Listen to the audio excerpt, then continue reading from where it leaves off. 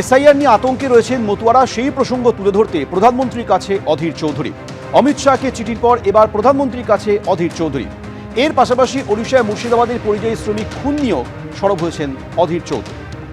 যেখানে প্রচুর পরিমাণ মতুয়া আছে, লক্ষ লক্ষ, তাদের এসআইআর এর নাম বা যাতে বাদ না যায় তার জন্য তারা অত্যন্ত চিন্তিত, শঙ্কিত। এটাও দেখবেন আপনারা। আমি গতকাল অমিত শাহকেও চিঠি দিয়েছি, এর আগেও চিঠি দিয়েছিলাম অমিত শাহকে, এর আগেও প্রধানমন্ত্রীকে আমি চিঠি দিয়েছি এইসব বিষয়ে। উনি বললেন না, দেখুন আমি সবটা তো জানি না, আমি সবটা জানি না, আমি নিশ্চয়ই জানার চেষ্টা করছি। আমি বললাম এটা না জানার কিছু নাই, সারা বাংলা উত্তাল হচ্ছে এই ঘটনায়, আপনি জানেন না কেন, আমার এটাও আমার জানা নাই, সারা দেশ জুড়ে এটা হচ্ছে, এটা দেখুন।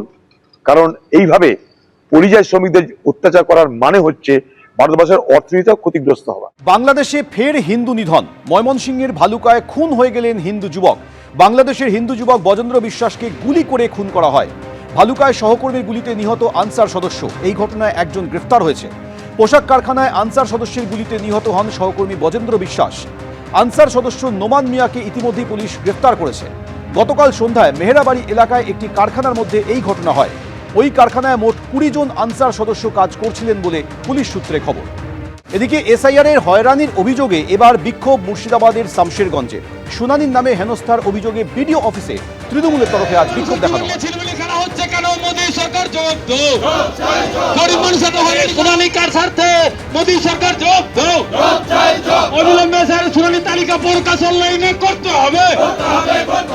এসআইআর কার স্বার্থে নির্বাচন কমিশন জবাব দাও।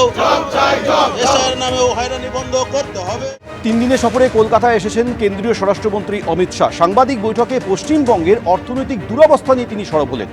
পশ্চিমবঙ্গের এমন অর্থনৈতিক পতন আগে হয়নি। তৃণমূলের আমলে পশ্চিমবঙ্গের অর্থনীতি ভেঙে পড়েছে। পশ্চিমবঙ্গ থেকে একের পর এক শিল্প চলে যাচ্ছে, অভিযোগ করেছেন অমিত শাহ। बंगाल एक जमाने में सब बात में सबसे पहले था। सबसे पहला मोटर कारखाना पश्चिम बंगाल में लगा। सबसे पहला पावर प्लांट 1887 में बंगाल में लगा। सबसे पहली कोयलरी बंगाल में आई। सबसे पहला स्टील प्लांट बंगाल में लगा।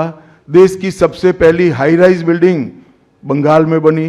देश की सबसे पहली जूट मिल बंगाल में बनी। देश की पहली मेट्रो ट्रेन बंगाल में आई।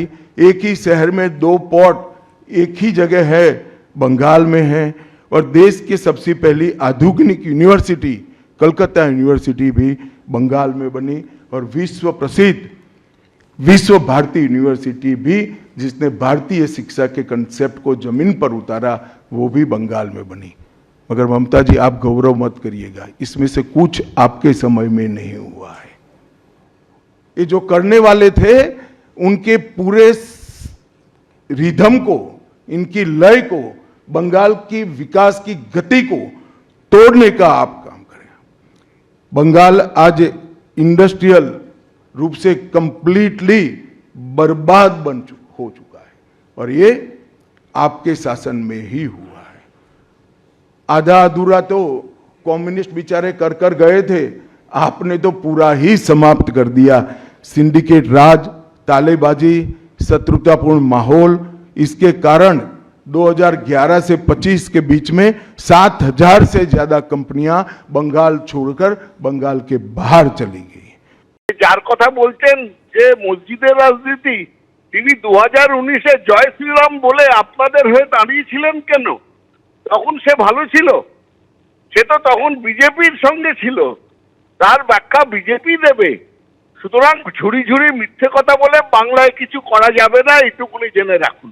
একাধিক ইস্যুতে আজ রাজ্য প্রশাসনকে নিশানা করেছেন কেন্দ্রীয় স্বরাষ্ট্রমন্ত্রী অমিত শাহ। তার মধ্যে রাজ্যের নিরাপত্তার বিষয়টিও উঠে আসে। পশ্চিমবঙ্গে নারী নিরাপত্তা নেই। আরজিকর কাণ্ড থেকে কসবা ল কলেজে ধর্ষণ, কোথায় নারী নিরাপত্তা? তৃণমূল সরকারকে আক্রমণ করে এই প্রশ্ন ছুড়ে দিয়েছেন কেন্দ্রীয় স্বরাষ্ট্রমন্ত্রী অমিত শাহ। পাল্টা কটাক্ষ করেছেন মন্ত্রী শশী পাজা। महिलाओं की सुरक्षा ये बहुत बड़ा मुद्दा बना है और अधिकृत रूप से कहा जाता है कि महिलाएं 7 बजे के बाद अपने हॉस्टल और घर से न निकले। हम कौन से जमाने में जी रहे? मुगल काल में जी रहे हैं क्या? ममता जी, ये आजाद भारत यहां माताओं बहनों को पूरा दिन जब इनकी मर्जी हो, जब इनको काम हो, घर के बाहर निकलने की सुरक्षा प्रदान करना ये हमारा संवैधानिक दायित्व है, जो देने में आपकी सरकार विफल गई है। आरजी कर मेडिकल कॉलेज का मामला हो, संदेश खाली का मामला हो, दुर्गापुर मेडिकल कॉलेज का मामला हो, साउथ कॉलेज लॉ कॉलेज का मामला हो, हर जगह बेटियां असुरक्षित हैं और ढेर सारे लोग और ढेर सारी माताएं बहनें ये अत्याचार से तंग आ चुकी है, असुरक्षा से तंग आ चुकी है। वो भी राह देख रही है कि कब वोट देने का अधिकार आए और हम ये निकम्मी तृणमूल कांग्रेस की सरकार को हटा दें। আপনাদের যে বিভিন্ন শাসিত রাজ্যগুলোতে নারী সুরক্ষা যে তল্লানিতে গিয়ে দাঁড়িয়েছে, আপনারা কুলদীপ সেঙ্গারকে বাঁচানোর চেষ্টা করবেন যিনি ধর্ষণ করেছে, আপনি বিলকিস বানুর যে ধর্ষণ করেছে তাদেরকে সংস্কারী বলবেন, মালা পরাবেন, বরণ করবেন, মিষ্টি করেন দেন।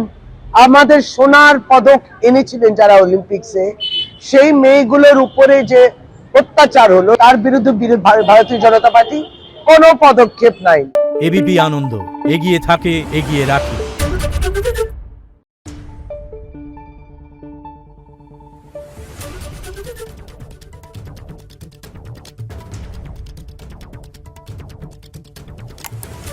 Thank you.